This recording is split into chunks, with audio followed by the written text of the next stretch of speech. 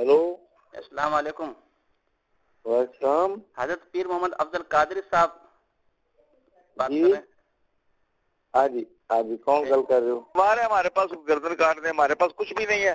تو حضرت یہی تو مسئلہ ہے نا. اب دیکھنا ہمارے عمران پاس خان کون کے سا خلاف اختیار ہم ہے؟ نے نہ کوئی جلسہ نکالا نہ کوئی جلوس، جبکہ جنید جمشید کی پٹائی تک ہم نے کر دیا. آخر وقت تک ہمارے علماء کو لتاڑتے رہے، ابھی بھی گالیاں دیتے رہے.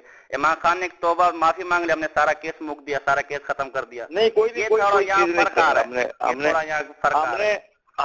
ہم نے کچھ بھی نہیں چھوڑا. آپ سب کچھ کر سکتے ہیں. آپ اٹھے، ہم آپ کے ساتھ ہیں.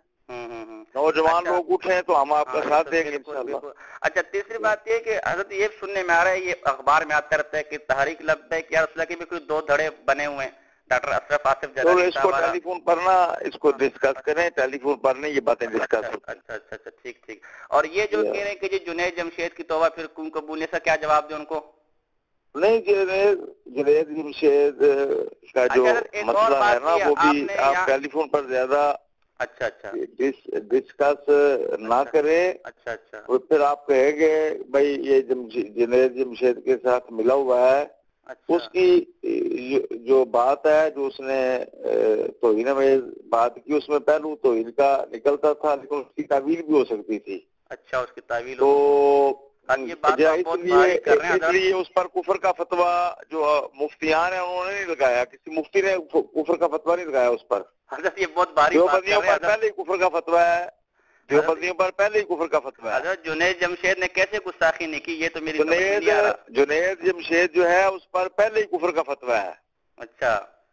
اس کی پوری جماعت پر، دیوبندیوں پر، جو لوگ علماء دیوبند کی عبارتیں سننے کے بعد ان کو معلوم ہونے کے بعد ان کو کفر نہیں کہتے، وہ خود کافر ہو جاتے ہیں. وہ تو جی وہ تو اسام الرحمین وہ پہلے سے وہ کافر ہے، بے ایمان.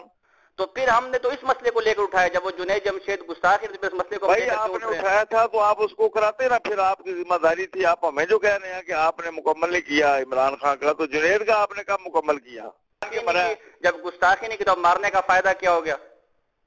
بھائی ایک ہوتا ہے درجہ کفر تک پہنچنا، وہ پہلے درجہ کفر تک پہنچا ہوا ہے.